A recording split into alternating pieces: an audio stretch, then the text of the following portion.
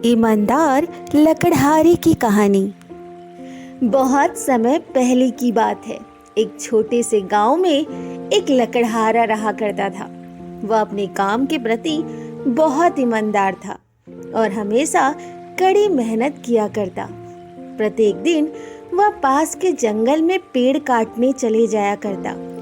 जंगल से पेड़ काटने के बाद वह लकड़ियां अपने गांव लाता और सौदागर को बेच देता, जिससे वह काफी अच्छा पैसा कमाता था। वह अपनी रोजमर्रा के खर्च से अधिक पैसा कमाता था, जिससे उसके पास अच्छी बचत भी हो जाती। लेकिन वह लकड़हारा अपने साधारण जीवन से खुश था। एक दिन वह नदी के किनारे पेड़ काट रहा था। अचानक उसके हाथ से कुल्हाड़ी फिसली और वह गहरे नदी में जा गिरी। वह नदी बहुत गहरी थी। वह खुद उस कुल्हाड़ी को नहीं निकाल सकता था। उसके पास सिर्फ एक ही कुल्हाड़ी थी, जो वह नदी में खो चुकी थी।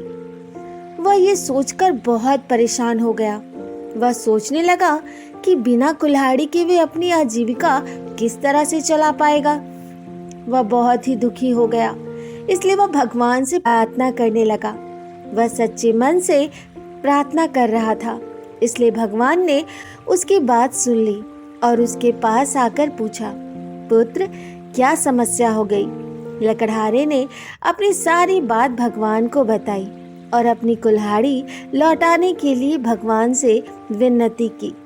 भगवान ने अपना हाथ उठाकर गहरे नदी में डाला और चांदी की कुल्हाड़ी निकालकर लकड़हारे से पूछा, क्या ये तुम्हारी कुल्हाड़ी है? लकड़हारे ने उस कुल्हाड़ी को देखा और बोला, नहीं भगवान।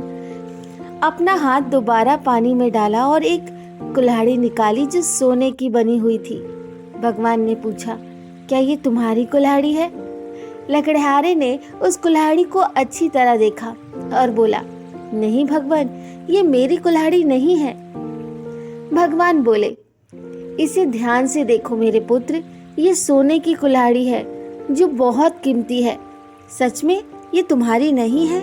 लकड़हारा बोला, नहीं, ये मेरी कुल्हाड़ी नहीं है। मैं सोने की कुल्हाड़ी से पेड़ नहीं काट सकता। ये मेरी किसी काम की नहीं। भगवान ये देखकर खुश हुए और अपना हाथ गहरी नदी में डाला और एक कुल्हाड़ी निकाली। ये कुल्हाड़ी लोहे की थी।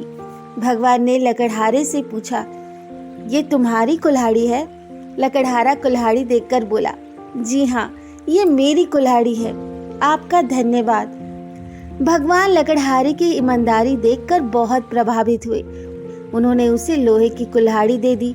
साथ में उसे 2 कुल्हाड़ी उसकी ईमानदारी के लिए इनाम में भी दी। दोस्तों, इस कहानी से हमें यही सीख मिलती है।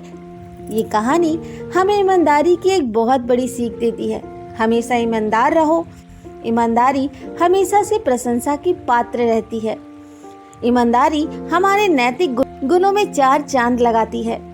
फलस्वरूप हमें इसका बेहतर फल हमेशा मिलता है। इसलिए अपने आप के प्रति, खुद के प्रति और हर स्थिति में ईमानदार रहे। आपको अपनी ईमानदारी का फल अवश्य मिलेगा। तो दोस्तों, आज की ये कहानी कैसी लगी कमेंट द्वारा जरूर बताएं और हाँ, मेरे चैनल को लाइक, शेयर, सब्सक्राइब करना ना भूलें। धन्यवाद।